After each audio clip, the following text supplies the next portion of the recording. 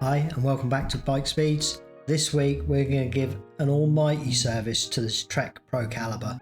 This has got an awful lot of wheel work in this one, so we're doing all the wheel bearings, rebuilding the hub. We're also going to change the tubeless tyre out and put new sealant in that. You can see here we've got a lot of movement in the bearings on both front and back wheel. The bearings were absolutely life extinct. Everything on the lower part of this bike was life extinct, so we're going to replace the bottom bracket bearing. The front wheel bearings we also did. The chain, there's just so much work on this bike. This was a big video for us. It was an awful lot of work involved with this. You can hear here that front wheel bearing. You can just hear how gravelly and noisy that is. It would be pointless repacking this. It's probably been washed out, but you saw the play in those wheels. Those bearings are life extinct. It was the same with the back, but listen to this back wheel. It had something rattling around inside the tyre. I was quite curious. It was quite noisy, more noisy than you can hear there. It was a very noisy wheel, so I have to figure that out as well, but fortunately we are putting a new tyre on there. Right hand lever was operating correctly as it should. Left hand lever was coming quite close in travel to the handlebar. They are different calipers on this bike, front and rear, but there shouldn't be quite that much difference in the two brakes, so we see if we can address that as well. And as you can see here, chain is absolutely worn out. That needs replacing. Very common on a one-by system like this, especially on a mountain bike, especially on a derailleur that has a clutch as this one does. Very common for the chains not to last an awful lot of mileage, so that chain's life extinct. We'll replace that when we service the bike as well. So I'm going to take off the wheels. I'm going to get this bike into component form, take off what I can to clean, what I feel needs cleaning, and then begin to resolve all the issues with the bike. So off comes this rear cassette. This actually ran again. The customer told me he'd already replaced this once, so although we're doing the chain, I think the cassette itself will be okay to run another chain. So you can see here it's built up a little bit of grease and debris, so we'll clean that off, get that cleaned up. And then also we're going to remove this rear derailleur. Thankfully the cable popped out of there without any issues, so that's always good when you don't have to recable a bike of this nature. There was nothing wrong with the gear shifting. You can see there the rear derailleur built up with debris, quite thick and greasy and oily, so I'm going to clean that up. And you can hear there a lot of gravelly sound on that bottom bracket. So again, given the amount of wear on the other bearings, I think this has been through a pool of water at some point, so we're going to also address the bottom bracket bearings. Now when I was taking this pedal arm off, there's a safety washer between those two bolts. It was actually fitted the wrong way round, so it took me a little bit of confusion there when I got it off, but I realized that safety washer was the wrong way round, so I also swapped that around during the service. And then out comes the chain set. You can see there the water on that. That would suggest to me there's a lot of water inside the frame, which again is probably why those bearings have worn. So we'll clean all this up. We'll get that all through the ultrasonic cleaner. So out comes the bottom bracket now. I'm using an extractor. I don't like to hammer bearings where I don't have to. Sometimes with wheel bearings you have to hammer them, but certainly with bottom bracket bearings you should be able to extract them like this with minimal effort really, and get those out. That way you're not going to do any damage to the cups themselves or the frame. So we'll just extract both sides of that. We check the apertures of the bottom bracket area to make sure they were within tolerances, which in this instance they were, so there was no extra work needed there. So we can just press in the new bottom bracket in due course along the service. So with all servicing with disc brakes like these, I'm going to remove the pads. I'm going to give those a clean up as well, both front and rear. So out come the pads from the calipers. They slipped out quite easily, so that was all good. Slide that front one out there, so they're out now. And then we're going to start to clean up the components that we have took off. So I'm going to remove the jockey wheels. They weren't too badly worn. Everything was okay there, but the housing and debris of grease and everything needed cleaning up, so we're going to get that all through the ultrasonic cleaner. Now these components were a little bit big. We had to turn these over a few minutes each side just to make sure that everything went through okay, but once they have been turned you can clean them up quite nicely like this. And then I'm also going to use a little bit of brake cleaner on the jockey wheels. I didn't want to put those through the ultrasonic cleaner because in the center of those they do have their own sealed bearing, and I didn't want to destroy the greases and oils in that bearing if it seeped through with any of the degreaser. So I cleaned those off on the bench with a little bit of brake cleaner, and they came up beautifully. So this has now been through the ultrasonic cleaner. We can clean that up. We don't have to worry about the clutch area. That does have a rubber seal, so we're not going to get ultrasonic cleaning solution in there, so that's fine to clean through. And also the cassette there, just using one of our detailing brushes there to wash this down. So we're putting that through soapy water, then we'll dry these components off before we re-lubricate and fit them back to the bike. So chain set next, nice little wash down with soapy water. Next up, I'm going to put this back together. I'm using a little bit of Loctite on the threads of the axles for the jockey wheels. That will just stop those coming loose. You do have Loctite on those originally. So that's what we're doing now. Second one going in there, the guide wheel, pulley wheel, both in there nicely. And then we're going to lubricate this one up. So I've used a little bit of our premium grease on the spring to stop that corroding, and then I'm using our general purpose oil on the pivot points. They often don't need oiling, but it just helps things along as things wear. And then we're using our general purpose grease and our copper grease, which will stop corrosion on that thread, and that will go back into the wheel. They're very prone to bonding in some of these wheels, so it's very important to lubricate your through axles. And next up, I'm cleaning off the brake pads. So you can see there, cleaning off any of the debris that's on them. Then I'm going to skim those and they will come up beautifully. What difference between the top and the bottom. The top one, you can see the minerals within the brake pad itself looking shiny, ready to regrip. The bottom one a little bit impregnated, so you can see what difference we can make even to the pads when we service a bike. Now we've got this epic rear wheel. This is quite a big section of the video, but it's well worth watching. I couldn't even pull off the caps on each end of the wheel. They should just be a press fit. They were solid. So I used a little extractor there. Thankfully, there was a little lip that allowed me to get that in without doing any damage to the axle. It grips on the end of the cup. You get different cups depending on the style of wheels and the axle sizes and the wheels that you're fitting. So they have adapters, so they came off nice and easily. And you can see there when I actually took the hub off itself, a couple of the pores stuck inside the wheel there. You can see how that grease is built up and grimy and brown and wet and not nice at all. So we'll just pop those out as it is. We're going to clean those up. You can see here that brown, thick, horrible mess of grease on there. It's impregnated with water. The water's got in there. It's thinned it out. It's made it dirty and oily. The bearings have bled through, so we need to address that. So the first thing I'm going to do is pop out the bearing one side. Quite tricky to do that without hammering it. So I've knocked that out with a drift, and then out comes all the various spacers and cups and things. And the second one I'm actually going to extract with an extractor. I try to avoid hammering any bearings that I can. Obviously it's unavoidable. Sometimes you have to use a drift, especially when there's a spacer between the two bearings.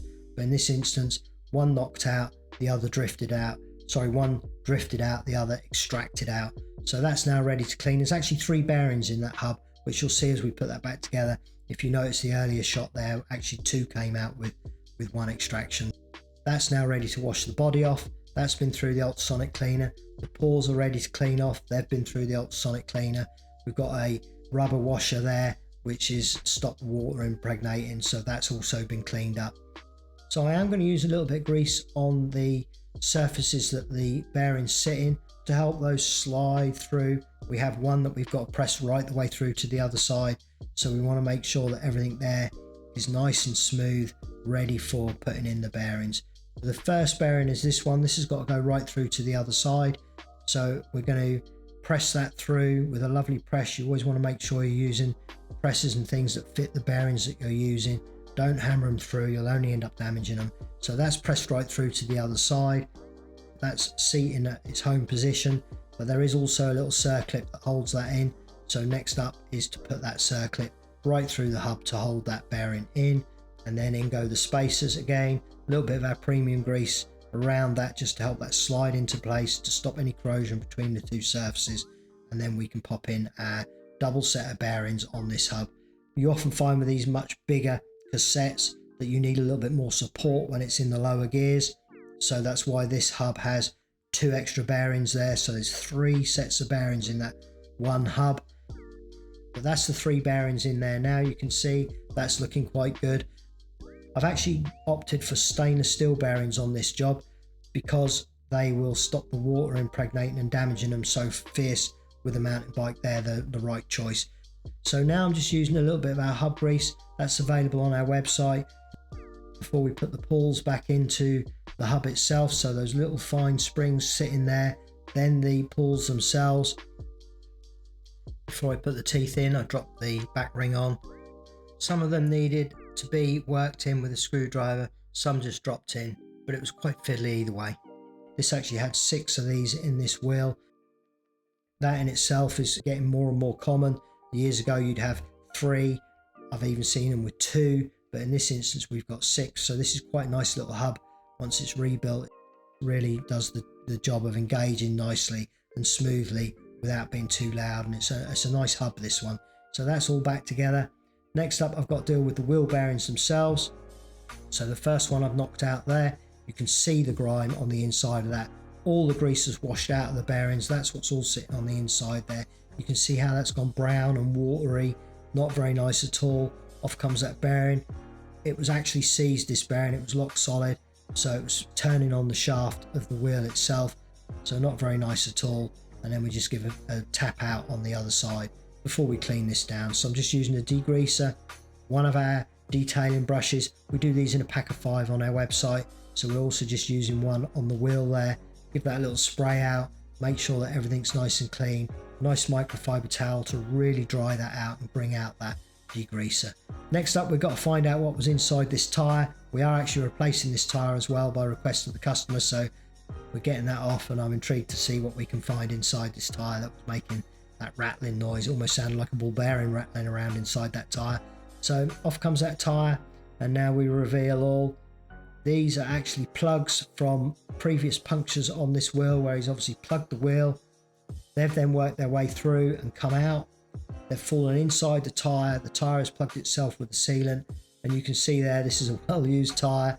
He's obviously had a few punctures along the way, and that was what was rattling around inside this wheel and tyre. So on goes the new tyre now. I've lined up the logo with the valve, and we'll just work that in. So this is a tubeless tyre, so we'll get that in. Then what I'm going to do now is inflate that tyre so that we get the bead seating on the wheel itself. So we inflate that to pressure, that all pops on, the bead sits on the wheel, and then I'm going to release the air and change out this valve core and put in fresh sealant into the tyre itself. So this is a slightly larger tyre, so most of this sealant comes in a 60ml bottle. We're actually going to put 2 of those inside here, so we've got 120 mils of sealant in there. That will work way around the tyre initially to seal any holes that are in there, and will also then allow enough sealant in there to get through the season of punctures that he may well have along the way. So now I inflate that to the correct pressure. So we've got the new valve core in there as well. That will stop any grime that builds up, and then I'll work around that new sealant both sides of the wheel to allow that tyre to really seat, and any air that may escape will be sealed up before it's even on the bike. And now I can wash down the wheel. So this is a satisfying piece really. Once you've done all that hub work, and I've got the hub ready to go back on, I've got all the bearings ready to go back. It's a nice feeling when you're just washing around a wheel. But this allows me to check the integrity of the wheel, check the spokes as I'm cleaning them. I fill those as well, and everything there was absolutely as it should be. So there's nothing more than to press in the wheel bearings. Again, I'm just using a little bit of our free hub grease on the hub itself. I've put that in before I've put the axle in, just because it's a little bit easier to do it at this stage than once the axle is starting to show through. So now I'm setting up the bearing press. I pick out from all the different kits I have to find the right fittings and spacers so that I don't damage anything. You can see there it just smoothly goes into the wheel hub itself. So that's one side, and then we're also just going to press in the other side. I'm going to put a little bit of grease in the seat of the bearing before I put the axle in. Again, it's just a little bit easier to do it at this stage than once that axle is sitting inside the wheel. The axle had a little bit of damage, but it would still grip a bearing, so there's no need to worry too much about that. These sort of things are very hard to get hold of anyway, but once the fresh bearings are in there, that won't be a problem. That'll go another few bearings really, that axle. So on goes the spacers, in goes the spacer on the gear side, and then we can just press in that non-drive side bearing, That's both wheel bearings now into the wheel. So quite pleased with that. This was actually a very satisfying wheel to do. It took us quite a long while to film, but it was very satisfying. Now I'm using here silicone grease. You don't see us use that very often, but it is in our pack of 5 syringes that you can buy on our website. But I just use a little bit of silicone grease because there's an O-ring inside there, and that will allow that to slide onto the wheel once we pop those covers on. So here they go on there now. The O-ring will slide on with that silicone grease, and you can hear what a lovely sound we've got to this hub.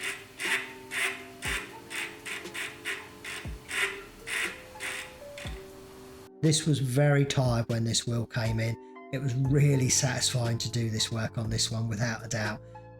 So a little bit of general purpose grease on the hub there before I put the cassette on, and then on goes that lovely cassette, all cleaned up through the ultrasonic cleaner. The wheel is now looking and feeling like brand new. So on goes the lock ring.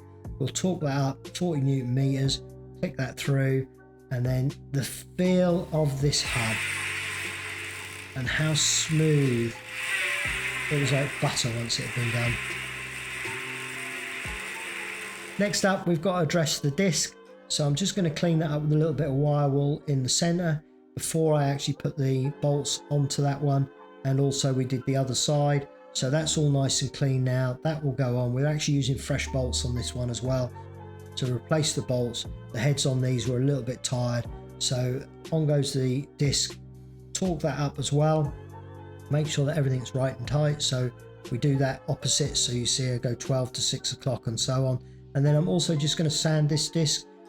This bike wasn't squealing, but one of the prime reasons for any squeaky brakes is you get little lines form on the disc. They act like a record on a record player, and you get that squealing sound. You can't stop it. So I always clean up the discs by just sanding them down to get them nice and smooth. And finally, we're going to now get to the stage of washing the frame down. Always satisfying. We're using a big softy brush there. So if you're new to the channel, please do subscribe, like this video, drop us a comment about what you're seeing there, maybe some wheel work that you've done along the way. And all the things you see in the video that we use, you can buy on our website. So these brushes, the nylon detailing brushes, lots of the greases and oils that we use, all the things you see in the videos, you can get over on our website. We had a great period of sales as well on the website recently. So if you have used us, it's a great way of supporting the channel. And I can't tell you how much we really appreciate it. Simon is in the middle, or has just brought his first home. So congratulations to Simon. That's why we haven't had a video out for a couple of 3 weeks. He's been going through moving, and it's your help that's allowed him to do that. So thank you very, very much for all the support you give us on the channel here. Now I'm dealing with this bottom bracket. I put a little bit of grease in there to help the cups slide into this bottom bracket. They are a plastic cup on this bottom bracket. It's a standard Shimano one I'm putting into this bike, which is what came out. And it just helps those slide in. We've got a nice press there that works both sides. It sits on the outer edge of that plastic, so as you're not actually pressing against the bearings, you're pressing the cup in. And it's a nice way of getting that in centrally and square. Next up, the chain set goes in. I've just put a little bit of grease on there to help that slide in as well and to stop future corrosion. And then in goes that pedal arm with that safety washer that we've turned around at this point, ready to go back together on the bike. So we just push that in with our thumb. That goes in. Now I am going to torque this at this stage rather than at the end. I like to get the bottom bracket and the chain set, and as it happens there isn't one on this, but if there was a front derailleur, I like to get everything in its final position on the front so that adjustments can be made with everything in its correct and final position. So on go the pedals. Again, I'm using a little bit of copper anti-seize grease on those threads to stop those binding in, and they're on now. On goes the rear derailleur. On goes that rear derailleur cable. Again, I was very fortunate with that one that we didn't have to replace the cable on this bike, so we just refitted that and everything was okay with that one. I'm just using a little bit of copper grease on the back of the pads. You can see it's a minuscule amount, the tiniest amount on there, but the actual pistons in these calipers are metal. They're not the ceramic ones as you see in the higher end versions. So it just stops that binding and that rusting of that circle you can see forming on that one. It will just stop that bonding and rusting and corroding in the future, and will help the braking actuation and release on the brake pads as well. So I'm quite happy now with that, so we can now begin to put the bike back together. This front wheel's also had all the work you saw on the back wheel, so that's already had new bearings and the disc cleaned up and is ready to go. We tend to only show one wheel on camera because this is already a long video without doing every single thing. And that's what you have to remember with these videos. They're filmed over several days and you see a very small portion of that video, so a lot of other work goes on. Now I'm checking the gears. This was actually skipping in the top ring. Just wasn't quite sitting correct, so we adjusted the low screw on this one to make sure that that was actually sitting nicely on that one gear. It wasn't before, so we're quite happy now. Now with the front and rear brake, you can see here we've got a 75mm there to the tip of the right hand brake lever, and the left hand brake lever was actually a little bit short, about 68, so it was around about 6mm in further towards the handlebar. That was some of the issue we had with this one, pulling almost up to the handlebar grip itself. So we'll just adjust that out so that it's the same as the right hand one, and that will actually give us a better brake feel. We would have liked to have bled this brake, but actually it had a seized brake bleed port and would involve replacing components that really at this stage don't need replacing. So we actually elected just to adjust that brake lever. We informed the customer of the issue we had, and maybe in his future servicing, or if he gets a problem with the brake, he can deal with that problem that we had. Now you can see here as well on the shifter on the right hand here, there was movement. It was actually loose on its fitting, so we just torqued that up as well, and that will stop that movement, give a much more positive shift.